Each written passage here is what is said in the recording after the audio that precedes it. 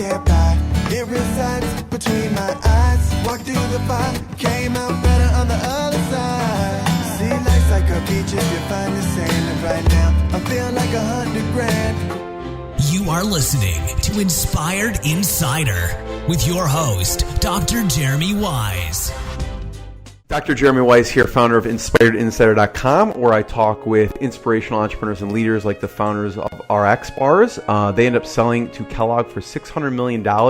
Check out that interview. This is before I even know, honestly, Jim, how big they were at all and how they built that up. P90X founder Tony Horton talked about how he made money as a street mime. Before he sold hundreds of millions of dollars. That's how he made food and apartment money. He put his hat on the street and was a street mime at the time. Atari founder Nolan Bushnell talked about how when he was Steve Jobs' mentor, that Steve offered him 33% of Apple for $50,000 and why he said no. And you'll appreciate this one, Jim. I talked to Noah Alper, who started Noah's Bagels and later Einstein Bagels, and he told me he started out selling religious tchotchkes out of his trunk. That was not a super successful business. And then he wanted to sell bagels. So that was super interesting. And today's episode is brought to you by Rise 25, which I co-founded with my business partner, John Corcoran. Our mission is to connect you with your best referral partners and customers. And we do that through a done-for-you service. We do a done-for-you podcast service to help you connect to your best clients and partners. And we also do a done-for-you event solution where we'll go and partner with companies and do a VIP event for them.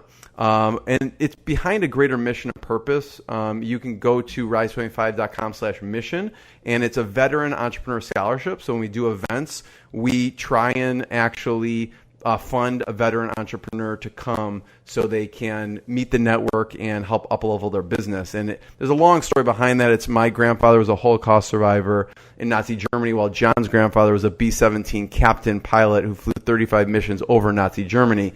And we really want to support just entrepreneurs and veterans. So go to rise25.com/mission, apply, or if you know of someone, tell them about that link. Today, I'm super excited. We have Jim McCarthy. Talk about events. Like, this guy is the veteran of events and spreading the word on events so people can actually go to them and find them.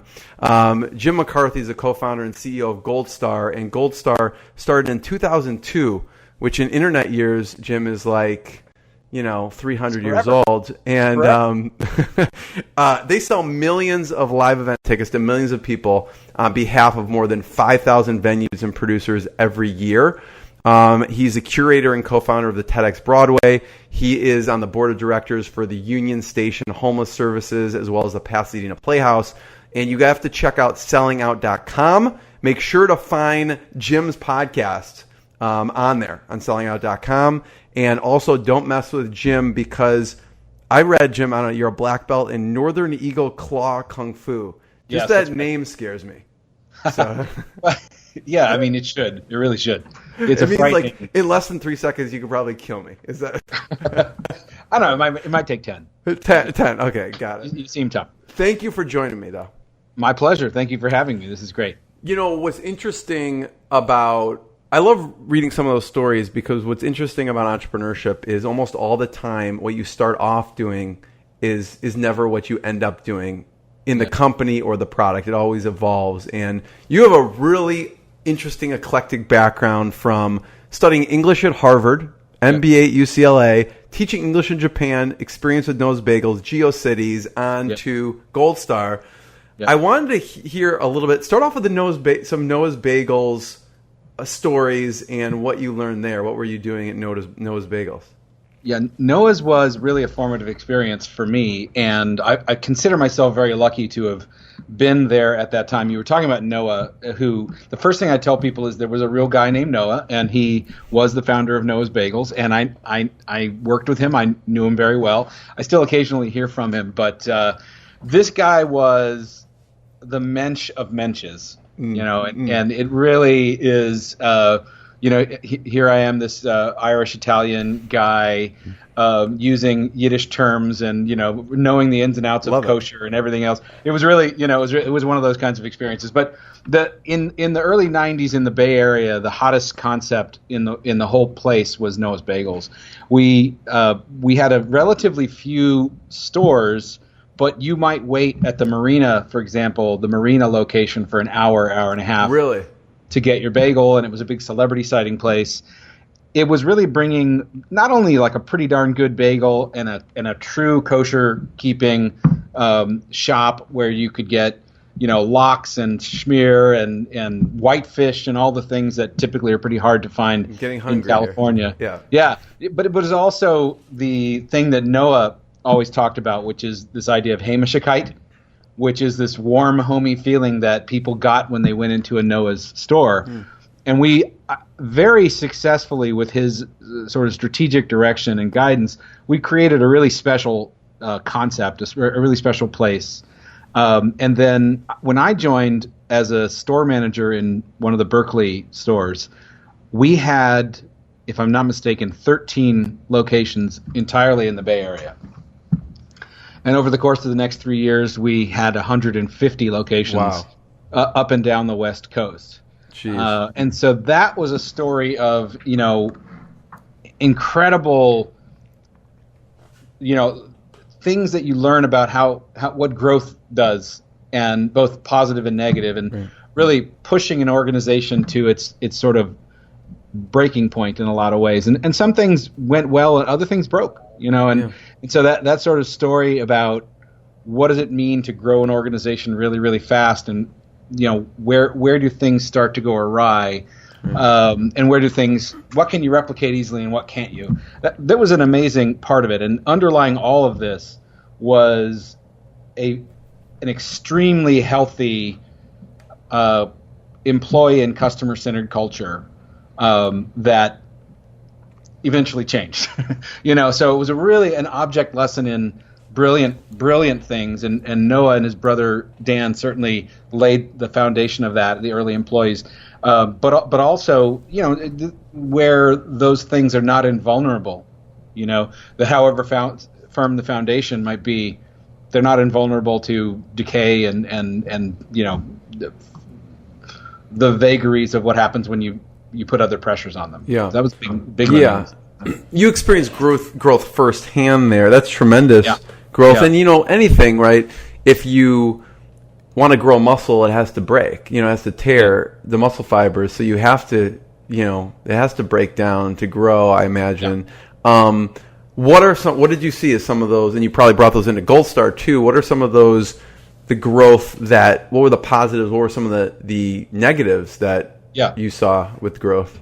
I think the positives relate to the firmness of the foundation, and that is a commitment to delivering something for a customer and doing certain kinds of things correctly. And it also and that relates not just to the product or the service, but also how people interact with you as a customer, how employees interact. I think one of the biggest things at Noah's was that the kind of contract, if you will, between the employees and the company was very positive and very strong. And that allowed us to navigate some pretty rough waters.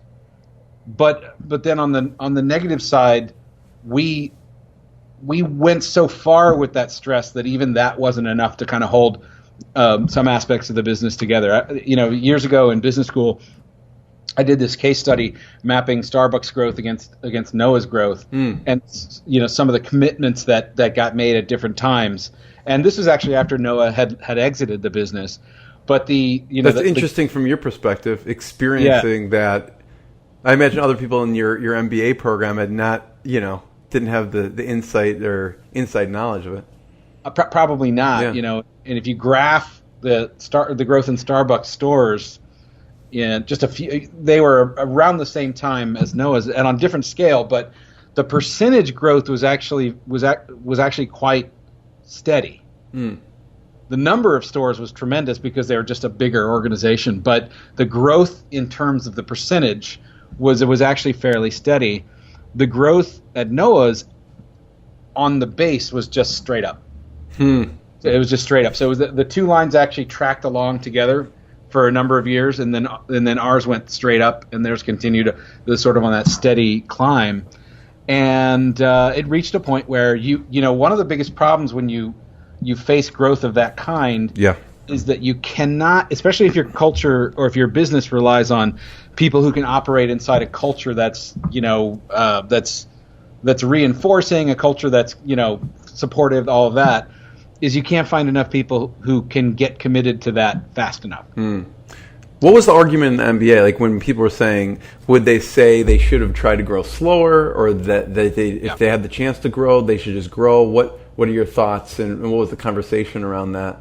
I think I was pretty persuasive on the fact that we grew too fast on the base, right? I think what Starbucks did that enabled them to sustain the larger numbers is they allowed the base to grow at a steady rate for a number of years. Yeah. They got into the game before Noah's, so they had a sort of 6 or 7 year head start, and so that rate of growth continued until the base was large.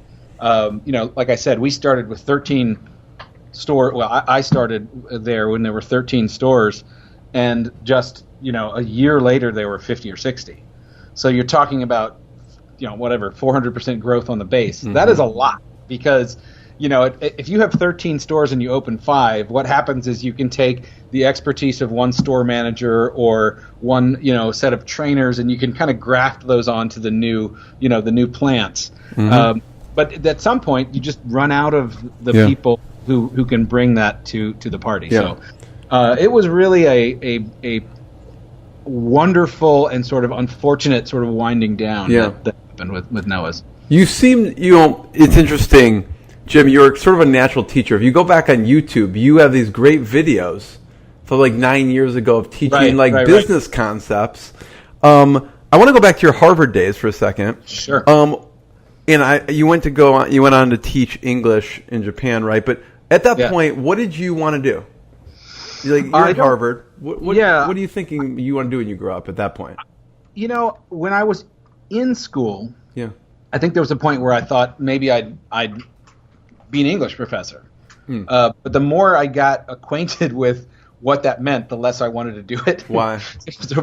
Just, the sort of English department politics just seemed really pointless to me. And I love literature, as so many do, and the joy of literature can just be smashed right out of you after a certain amount of sort of academic exposure.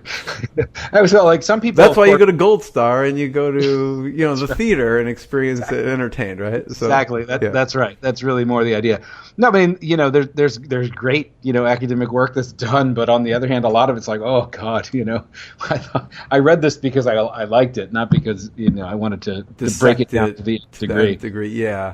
Yeah, so but you're thinking English professor, then what? Yeah. Say again? English professor, you're like, okay, cross that off. What? Not for me. Yeah. Not for me. I mean, but here's the thing that I still say that, especially in places where they do a good job in the departments, a degree like English or history or geography, or there's so many disciplines where what they're really teaching you is critical thinking and communication skills. Right. And I think that the brilliant thing about my degree, although part of it was I read a lot of great literature, which has its own set of benefits in terms of learning what it means to be a human being, but in disguise, it was a profound course in critical thinking and communication, mm-hmm. because we were held to very rigorous standards as it relates to what did we think, how could we demonstrate with a support base that you could say, this is why I think that, over a sustained 8, 10, 15, 20 pages about something fairly sophisticated, right? So I really do think that whether you're talking about history or literature or fields like that, there's a tremendous amount to be gained from that, as opposed to simply going to college and saying, I'm going to build a practical skill. Mm-hmm. I mean, here's one way I think about this. When I was in college, the job that I ended up doing, or the field that I ended up being in, did not exist. Right. So that there's very little in the way of foresight that I could have had to prepare myself. I'm doing air quotes that you can't see. To prepare myself for running e-commerce companies, because it didn't exist, right? So, and that wasn't just true then. That's going to continue to be true. Totally. What I want to go on the internet days and talk about GeoCities in a second, but I really want to hear your favorite top business book, leadership, marketing, could be whatever, and then outside of business, because I'm sure you read a vast amount of different things throughout the years. What would you say some of the top business, marketing, leadership, whatever you like? What are some recommendations when people ask you? Yeah, this is a good one, because the first thing I say is that most business books should be articles. This is my experience. Most business books really should be like a really compact, well-written 15-page article, right? But there's no way to sell a 15-page article. So, but there's some great ones. There's one that I read. About a year and a half, 2 years ago. That it doesn't sound like it would be a business book, but I actually think it is. There's actually two. One of which is whose title I recall right now. The other one I might have to look up real quick, because they're both really great. Yeah. One is called The Inner Game of Tennis. Oh. And it is about tennis. And that's the sort of disguise that it's wearing. Okay. But it's about how to get performance from yourself in any circumstance. And, it talks about S1 and S2 being the very conscious part of your brain, and then the part of your brain that actually has already internalized a lot of things. And when you have to deliberately move away from that, always on narrative mind and move into the other one. Yeah. I thought it was absolutely a profound book. There's another book if you want to pause, I can look up the title. No, real you quick. just go ahead, look it up. We don't have to pause. If you're looking it up, I'm going to talk for a second, because I hope it's on Audible, because I love Audible. I probably listen to 4 to 6 books a week. And one of my favorite books of all time is Wooden. But you'll appreciate this. You said John Wooden.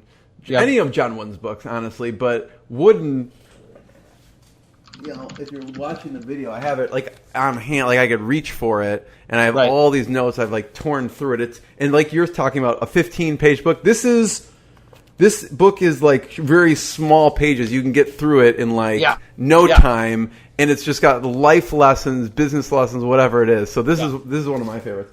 Well, everyone loves John Wooden here, obviously. Yes. God bless him. So anyways, I don't know if you found the other book is, I really just cannot recommend this book strongly enough. Leadership and Self-Deception.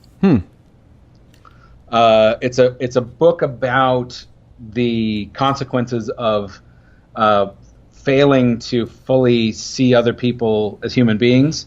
And the self-deception that arises from that, and then the faults of leadership that come from it. And I just think it's really great. And the other one that I would say specifically for entrepreneurs, and I'm focusing on ones that are relatively new, because I think the other ones people have heard of, Carnegie and things like that. Carnegie, yeah, exactly.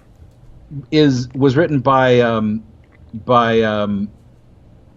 Horowitz. The VC. Oh, yeah. The hard things about hard things. The hard thing about hard things. Yes. And this book was the most real entrepreneurship book that I've ever read. I think that he is spilling some tea there about entrepreneurship that is so often overlooked in a world where entrepreneurship is kind of glorified. Yeah. Well, glorified, and people just talk about the successes. They don't. Yeah. The successes get glorified. Those same stories, we don't hear about Noah selling tchotchkes out of his trunk. That religious tchotchkes that was a failed business. You hear about Einstein bagels.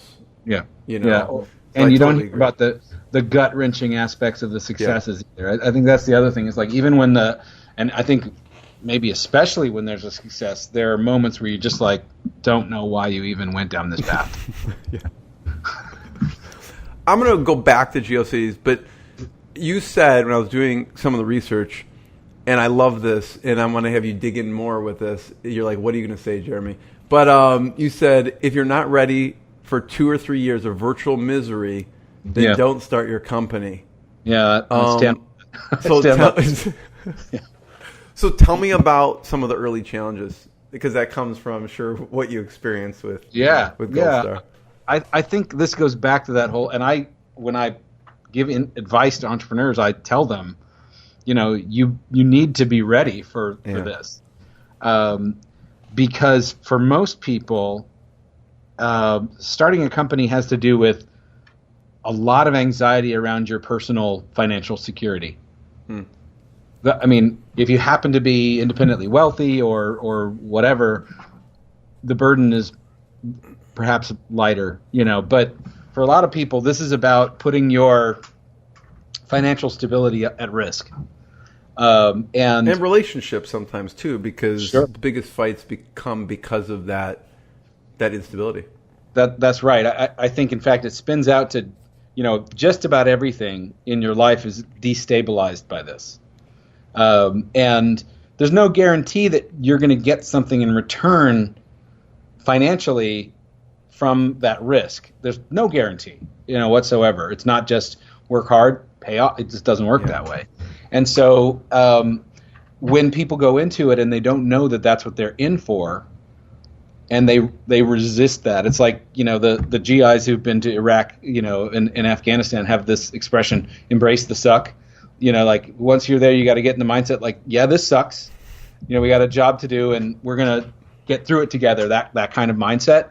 It's obviously a far less intense form of that. But as an entrepreneur, you kind of have to embrace the suck because it's not going to be easy. And, the more you're fighting against the fact that it's not easy or that it's not, paying off, I think the worse that you're going to handle the instability that comes from that. So I think that people should be very, very, straight in their minds about the fact that this is not going to be like an inspirational poster, right? You walk into the lobby of like a WeWork or someplace like that, and they have the big neon sign on the wall that says, the hustle never ends, or, something like that, where you're supposed to go, yeah, look at all these, hot shots that are just hustling all the time. And that's nice, but look, it isn't really about that. I mean, that's all fine, but it's a lot more potentially life deranging than you think. And you gotta know you're getting into that, and B, have the guts to not quit when that happens, because if you quit when that happens, the first couple of times, you never should have started in the first place. What did you experience early on? I mean, we didn't make any money. Those of us who started the company didn't make a dime from the company for at least 2 years. So, we all walked away from pretty good internet business salaries to start the company. And our only goal in the early days was to replicate our salaries with something that we were in control of, right? So that really was goal one, was, pay our bills. That's most people. Yeah, it's like everyone, actually. Yeah. This is a very undervalued goal, in my opinion, right? Because suppose you get to the point where you start a business and it pays your bills, you've now created so much optionality for yourself, right? That you can build on. And so, that wasn't our only goal in the end, but that was definitely the first goal. Yeah. And it was one of the most meaningful achievements that I, have ever had. And it happened relatively early on, but there's still a period where, and by the way, if you're lucky, you get to that point. Yeah, if you're not, you don't, right? So that's just something that, I remember feeling times like, well, yeah, how am I going to pay my mortgage this month? Not sure. Yeah, it's due in a week and a half, and I don't know how I'm going to pay it. And so those are moments that are real gut checks for people, Totally. I feel like I see things online, people, I guess, advertising their course or whatever, and it's like make whatever amount of money. And I'm thinking most people just want to make what their salary is and have control, have a certain amount of freedom, of what they're doing. I think you're right. I think control is at the core of most people's financial goals, as opposed to Ferraris, What did you have to do to keep going? Because obviously you had to pay the bills. What were some of you had to hustle in other ways. Yeah, early yeah, on. we did projects, web strategy and development projects for different people over that couple of years. Yeah. It was very hard. I mean, one of the things that was a very noble goal was, when can we get to the point where we don't have to do that stuff anymore? You know what I mean? It creates a hunger. It had to create literally a hunger. Yeah, to get to that next level, right? Yeah, that's right. I mean, every day, the progress that we were making just felt like pure bliss, because it was getting us closer to that point, So no doubt about it. I mean, even those famous, I think it was the Airbnb, right? They created the Obama O's, which comes kind of cereal early on or whatever. Yeah, so I love those stories like that. Talk about the evolution of Goldstar itself as a service, what it started off as, and then obviously, I went back through the onboarding process of Goldstar just to go through it. So I signed in from my Facebook account just so I can go through it and remember, because I had signed up with my email. And I suggest anyone go on Goldstar, because it helps you find amazing things that are going on in your city, and then add a large discount on top of it. But what I love about the onboarding piece, and I want to hear early on compared to now, is I go on and make sure that it's the right city. So it's like, hey, is this the right city? And then I have to type in the zip. Very user friendly. And then I have to go in and then actually, what days of the week? I wouldn't have thought of that, right? What days of the week do you like to go to events? And oh, that makes sense. These people probably know what they're doing, so that's why they're asking me these questions. And then what activities do I like? And then beyond that, like since I'm in Chicago, what venues do I like? And so it kind of hit all the things, and I'm sure that's split testing for 17 years to figure out what people actually want at the time. And now it pops up. I have it on my right screen here, which is all the cool things that probably fit my needs. So early on, what did it look like? Yeah, it was a lot simpler 17 years ago. I would say that it's remarkably the same in concept, which is a selection of events that it started just in Southern California, but gradually expanded geographically. We relied more heavily on email in those days, and obviously there was really no mobile component to it. But it was roughly the same. We didn't have the benefit of, we have a product called Matchmaker now, which is the AI that targets and selects the events that we think are going to be right for you, which won an award earlier this year. That's awesome. Congrats. Yeah, thank you. And it's working. Good. On my side, for me. That's good. Yeah. And the more we know about you, the better that works. But even with relatively little information, it can get some pretty amazing results, because we can look deeper into the catalog and say, hey, people that do this have enjoyed this. And so none of that existed at the time. It was a much more straightforward. What was it like in the internet then? I mean, it's like, this is early on. What did it look like at the time? I mean, I still look back on the design. It looks very much of its time, but it looks good of its time. It was organized into what territory do you want to be in, and you click on that and you get a sort of index of events.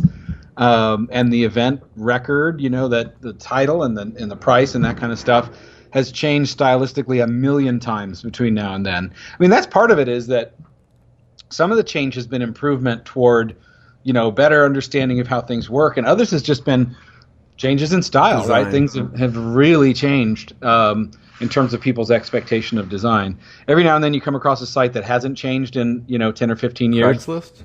Or ever. I don't think that's more like 25 years.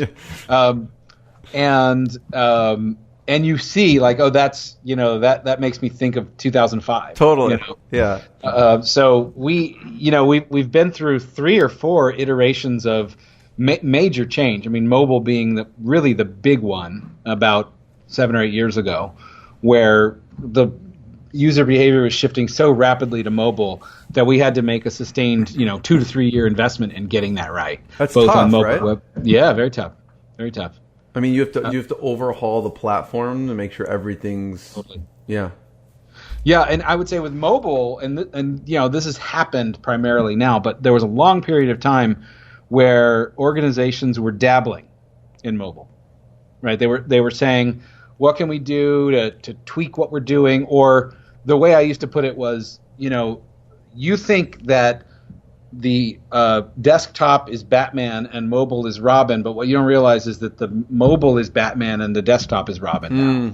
And there was a period of time where I was out there saying Batman and Robin are switching costumes, and you got to take account of that.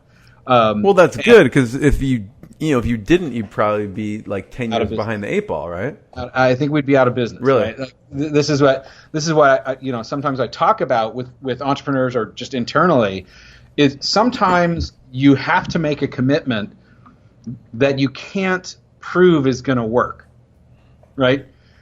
You can't demonstrate to yourself or anybody else how you're going to find your way through the dark forest or get to the top of the mountain, but you have to make that commitment because the stakes are survival. And so, there's a whole thing, in today's entrepreneurial environment about being data-driven, which of course is very important. But there are some decisions where you could be data-driven to prove to yourself that the audience is moving to mobile, for example, several years ago, but you can't prove why the ROI of what you're doing at any given time is going to pay off, because you don't know how to do the thing that you need to do. And I remember the day when I came into the management meeting and did a little table pounding in like 2010 or something. We have to be at least as good on apps and mobile as we are on the desktop. I don't know how we're going to do that. It might take us a long time, but we have to do it. And that's a slight, I don't know, maybe it's a controversial belief at that time too. Like there's not, the data isn't there at that point, right? You're making a prediction off of your experience.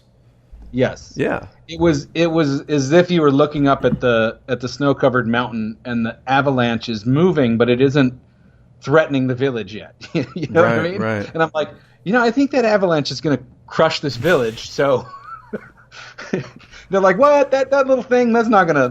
Well, we'll be fine. Like, nope. The other people around you get crushed, right? Yeah, right. Yeah, and there have been some companies, roughly speaking, in our space that have, really come undone, gone out of business. And one in particular that was extremely well funded around that same time that went out of business, and the day they went out of business, they didn't have an app.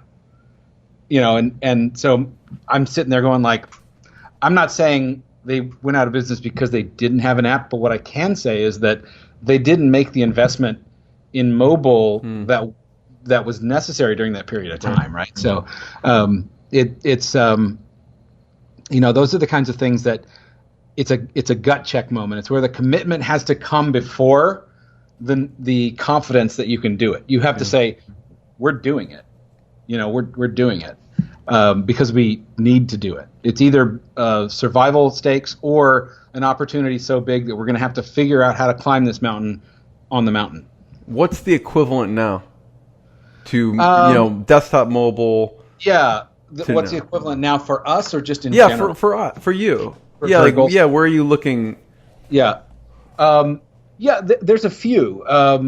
And let me think of one that actually means something to your. We started a line of business about a year ago where our venue partners and promoter partners can actually buy additional promotion on Goldstar via an interface. So it's almost like Google AdWords, except for in a native live entertainment audience environment.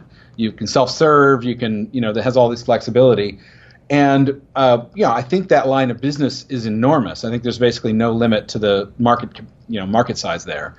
But we went into that line of business knowing that in order to really, get the value of that, we were going to have to we were going to commit to it and figure it out as we go. So fortunately, it's gone well. We have a product called Boost that's year on year growing, 50 to 100%, and is a real beachhead for us in this area, and giving our promoter and venue partners more and more tools they can use to promote their event on Goldstar, beyond Goldstar, all this other stuff. So we're committed to the idea that So they're on your platform, and this gives them the capability to get it out to other places and sell more using your platform.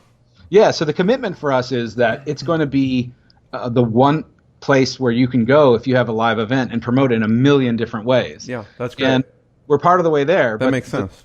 It really does work. And you're reaching the Goldstar audience, but you're also reaching a bunch of other audiences now. We have partnerships with places like Groupon and Yelp and Bands in Town and, a bunch of others. And so it's the kind of thing. That's smart. They'd rather, go off of your hard work of doing all this and bring it into their system than do it themselves, I imagine. Sure. Absolutely. And we have the relationships with the venues that allow us to get their attention for that.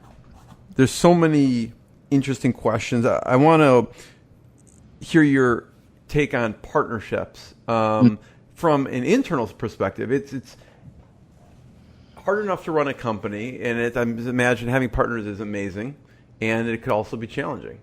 Yeah. I want to hear your thoughts on partnerships from your co-founders, because you started with a few people, and then partnerships because you guys have thousands and thousands of partners on the company standpoint. So how do you form partnerships? Your thoughts on partnerships. Maybe just start internally, your co-founders.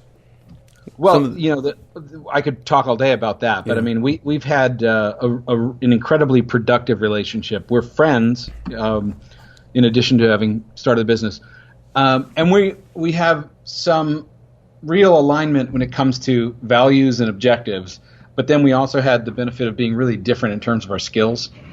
I think that was really the thing. We had similarity where we needed it and difference where we needed it, and so we were able to do a lot of things as a team early on that would have perhaps required us to spend a lot more money to find people who could do. I hear sometimes founders who, I need a person who can sell, or I need a person who can build, who can actually build and I feel like I was lucky to avoid those problems, because with the three of us, we really, and the people that we could kind of rope in Tom Sawyer style to helping us in the early days. Right.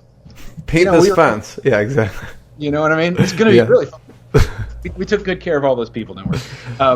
But we were able to get a long way on that basis. What were the divisions? Like, what's your superpower, and then what are your co-founders' superpowers? Yeah, so roughly speaking, the Rich Webster, who was one of the co-founders, handled everything related to the venue partnerships. He built the relationships, figured out the processes. Robert Graff, who is still the CTO, was building the product, and that was not only the customer-facing product, but also the partner-facing part of the product, which has also always been very important for us. Yeah. And then I was doing everything that you might think of as marketing or communication, including customer service. I was the customer service department for at least a year, which gave me a great grounding in the customer, by the way. But totally. All the marketing campaigns, all the concepts about how to get the business off the ground from a marketing point of view, that was me. And so we sort of expanded from those three roles as time went on. But yeah, that's how we got there. I love it. Partnerships from, you guys have thousands of partners. Yeah. Talk about the early days, maybe reaching out to some of you said it was local, and now what's that look like? I mean, in some ways the pitch is just the same, which is you can reach our audience, and we make it really attractive. In the early days, it was all about going to them with credibility, which we had because we had experience in the internet business and e-commerce, and a pitch that just spoke to their actual needs. Our goal in the first phase of our development of this was it's got to be just a no-brainer. It's just got to be an obvious win for them. And this was a very fresh idea at the time. Now there's a lot more, places where you can have a third party sell for you. That wasn't the case in 2002. Did you do a lot of vetting at the time? Like, if someone decides they want to go on your platform, or do you have to approve them? Well, at the time, it was us going out to people to pitch them on doing it. And now it's a very open system where someone could come in, create an event, the tickets go live, they could buy ads from us, and then we'd sell them, and all that would happen with no necessary intervention. But there's things in the background that say, like, is this real? It's a relatively limited audience. There's probably a few tens of thousands of people in the U.S. who are in the business of marketing shows, right? Professional shows. So it's pretty easy to know when someone's just not real. Right. They don't know. Most people couldn't get through the submission form of, tell us the specifics of your event if they weren't actually in the business. So It hasn't been a big problem. And over the years, we've tried to make it as easy as possible for people to get us their event content and get it live. And just this year, we've launched so many features successfully. But what it really adds up to is someone can go and create a fully digitally ticketed show, buy ads to it, sell it, whatever, all on their own. So it's really come amazing. along. Yeah, it's really good. It's really good. Jim, I always ask, since it's Inspired Insider, two things. First of all, thank you. Thanks for sharing all this. It's amazing. I love hearing the journey. It's inspiring to hear. Like when I read Shoe Dog, I feel it was kind of like therapy, because hearing the hard times is therapeutic. That everyone goes through these things. It's not just me. So thank you for sharing all those things. One, I always ask, what's been the lowest moment and how you push through, and then two, on the flip side, what's been a proud moment for you? I think the lowest moments came early on, where there was just, I didn't know how I was going to financially endure, and just meet my responsibilities. What kept you going though? Because you kept pushing. You could have quit. Well, I tell you that this is probably something that entrepreneurs should know about too. The lag between the success in your business and the financial rewards of that can sometimes be substantial, right? So the thing that kept me going was we were going well. The business was going up. And so here I am going, this is working. But that doesn't mean that you're pouring it back in the business. Money, is that what right? you mean? There's a phase where that's appropriate, and there's a phase where it's not. And if you start to drain the resources of the business while it's progressing to feed yourself, you're net doing a disservice, because it needs those resources. It's you're getting the positive reinforcement, but not maybe experiencing the positive something like that. Yeah. The success of the business oftentimes runs out ahead of your own financial success, but it's a very satisfying feeling.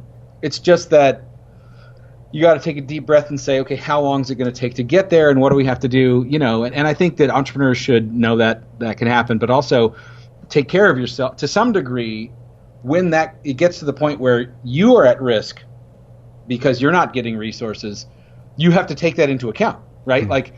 Just as the business needs those resources to grow, there comes a point where if everyone's about to break on a personal level, then you need to, the best investment you can make is directing those resources to the people who are going to make your business work on a day in and day out basis. So I'm giving you permission as an entrepreneur to start taking money if it makes it possible for you to make the business work, right? That is also an investment. It's not purely selfish or short-sighted. It is important.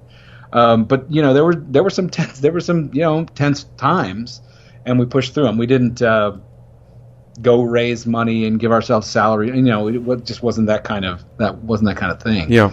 So that's when you studied Northern Eagle Claw to get out your Kung Fu, to get out your aggression. I was actually a little bit later, but okay. The point is well made. Yeah. On the flip side, some proud moments for you. Oh, I just feel there's been millions.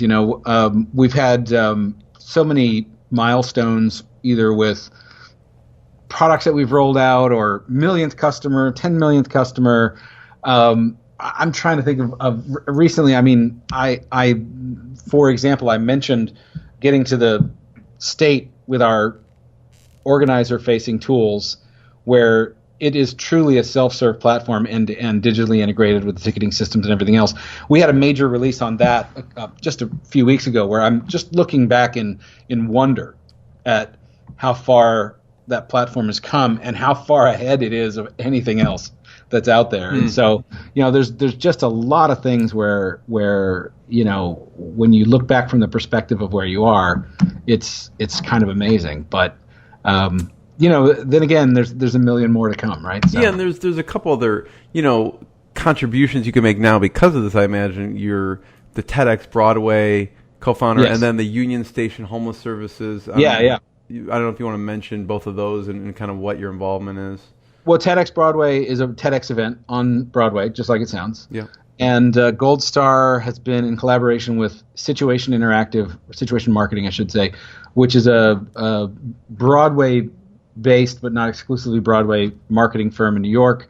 We've been co-producing this event for the last 8 years, and it is a great day. It's on September 24th this year at New World Stages in New York City, so people should come.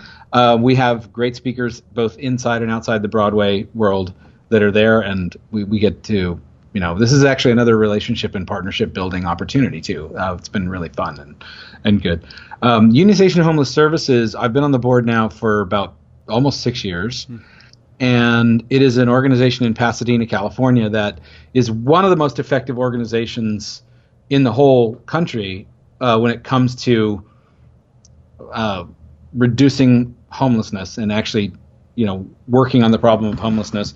And we recently, I'm very excited, in the near future, we're going to be talking about the goal of eliminating homelessness in Pasadena by 2025. Since 2009, Union Station has been part of reducing the homeless population of Pasadena by 50% at a time when in Southern California and beyond, homelessness has been increasing very fast. So Amazing. I think the message that I would have for people who aren't in Pasadena, aren't in Southern California, but anywhere in America and beyond is it's a problem that can be solved. I think there's a lot of sort of despair about homelessness. We don't have to have it. It's the way I put it, and I think entrepreneurs and business owners can resonate with this. What we've chosen as a society right now is a very expensive solution with very poor outcomes, because homelessness as it currently exists is extremely expensive for us as a society to foot that bill. So we've chosen a high price and poor outcome. The kinds of things that actually reduce homelessness are less expensive and give you an outcome that I think, as sort of decent human beings, we don't want our fellow citizens living the way that people who are on the street live, and it's no good for anybody. People should not be ashamed to say, homelessness, degrades the quality of life for everybody, most especially the homeless, but we can do better. That's really the message. Homelessness can be ended. And it's not even that complicated. There's some really straightforward things. And there's a lot of will. There's been a couple of things passed in Southern California, for example, that fund a lot more services for homelessness prevention and abatement. It's because people care. They don't want it to be this way. And I think it doesn't have to be this way. We don't have to have homelessness the way that we have it now. So yeah, thanks for sharing that. I want to. Jim, just be the first one to thank you. Everyone should check out goldstar.com. Yes. For any possible events you want to think about and go to in your city, anywhere in the U.S., and sellingout.com. Where else should we point people towards? Those are great. I think, Goldstar, I'd say check Goldstar first. If you want to go out, that's your first stop. Selling Out is for people who are in the business of selling and marketing live entertainment. And we talk to all kinds of folks that can share their perspective on how they've been successful and beyond. So if you're in the biz, go to sellingout.com and Goldstar. If you're not in the biz and you just want to find out what's going on and save money, check Goldstar first, and I think you're going to be pretty happy. Cool. The app, website, it's all there. Thank you, Jim. Right. Thanks, Jeremy. What I got, you can't buy. It resides between my eyes. Walked through the fire, came out better on the other side. See, life's like a beach if you find the sand. And right now, I feel like $100 grand.